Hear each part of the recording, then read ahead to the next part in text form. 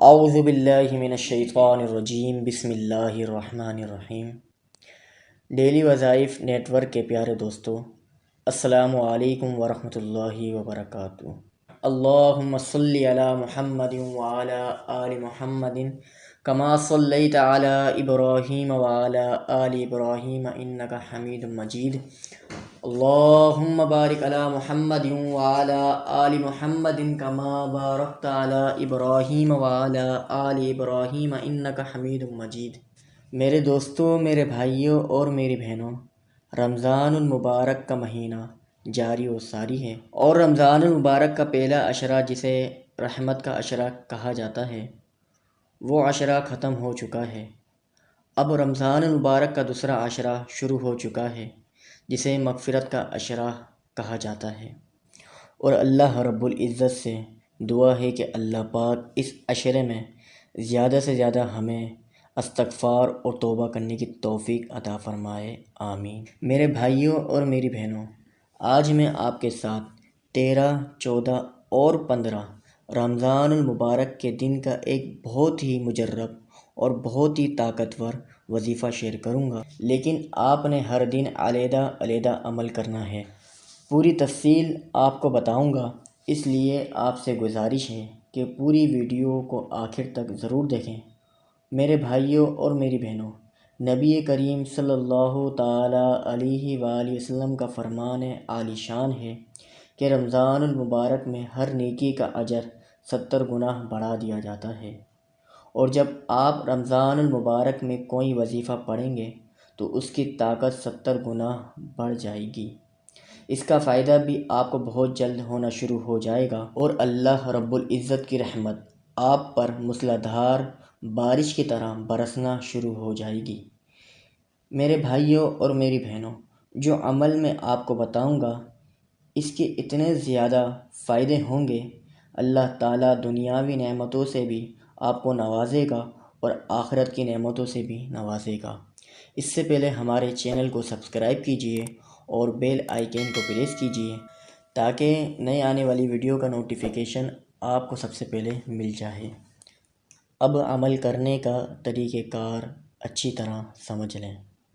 میرے دوستوں اور میری بہنوں، 13 رمضان المبارک جمعے کا دن ہے، اور بعد نماز عصر اس عمل کو پڑھنا ہے جو آپ کو بتاؤں گا۔ اگر ایسی یاد کر سکتے ہیں تو بہت اچھی بات ہے، ورنہ کاپی اور پینسل لے لیں۔ اس ترتیب سے اس وظائف کو آپ نے پڑھنا ہے۔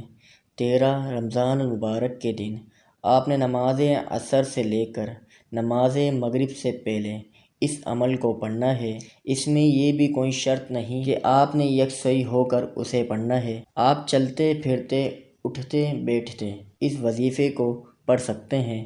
میرے دوستوں، میرے بھائیوں اور میری بہنوں، یہ سورہ کوثر کا وظیفہ ہے، اور ویسے بھی جمعۃ المبارک کے دن کے بارے میں آپ صلی اللہ تعالیٰ علیہ وآلہ وسلم کا ارشاد گرامی ہے کہ اس دن اللہ تبارک و تعالیٰ اپنے بندوں کی دعاؤں کو قبول فرماتا ہے۔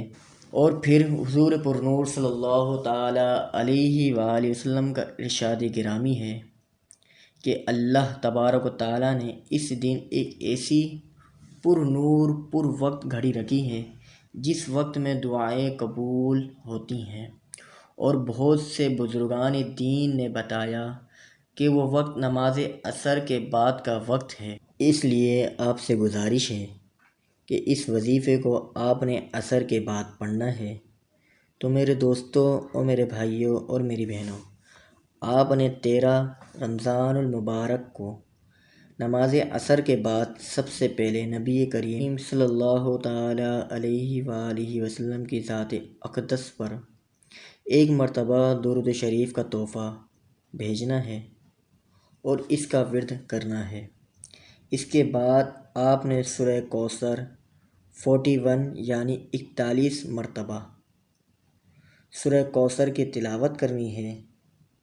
جب آپ 41 مرتبہ سورہ کوثر کی تلاوت کر لیں، آخر میں آپ نے پھر ایک بار حضور پر نور صلی اللہ تعالیٰ علیہ وآلہ وسلم کی ذات اقدس پر درود شریف کا تحفہ بھیجنا ہے۔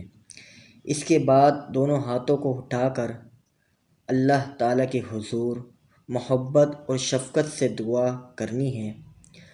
آپ اس عمل کو چلتے پھرتے اٹھتے بیٹھتے بھی کر سکتے ہیں۔ آپ نے اس وظیفے کو افطاری سے پہلے مکمل کرنا ہے اور بعد میں دعا مانگنی ہے۔ یہ عمل بروز جمعہ 13 رمضان المبارک کو کرنا ہے اور 14 رمضان المبارک کو بھی نماز عصر کے بعد اسی طریقے سے وظیفہ پڑھنا ہے۔ لیکن وظیفہ کیا پڑھنا ہے؟ وہ اللہ رب العزت کے نام ہیں، جن میں ایک اللہ تبارک و تعالیٰ کا ذاتی نام ہے اور باقی اللہ رب العزت کے صفاتی نام ہیں۔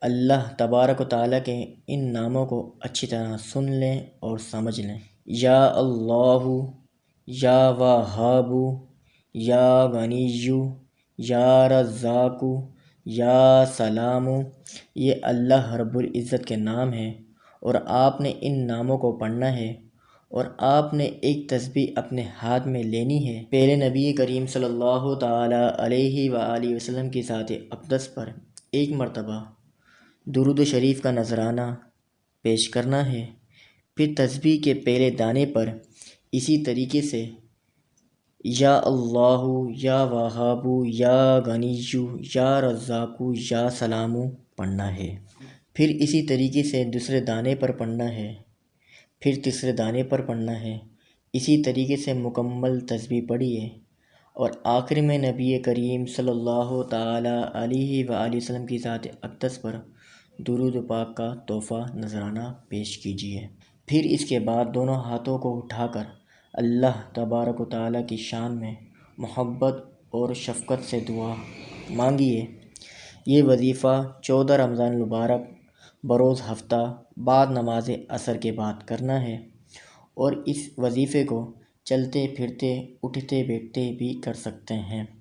آئیے اب 15 رمضان المبارک کا وظیفہ سنتے ہیں جو بروز اتوار نماز عصر کے بعد پڑھنا ہے۔ سب سے پہلے نبی کریم صلی اللہ تعالیٰ علیہ وآلہ وسلم کی ذات اقدس پر درود شریف کا نذرانہ پیش کرنا ہے، پھر اس کے بعد ہاتھ میں تسبیح لینی ہے۔ تسبیح لینے کے بعد یہ دعا پڑھنی ہے جو میں آپ کو بتا رہا ہوں۔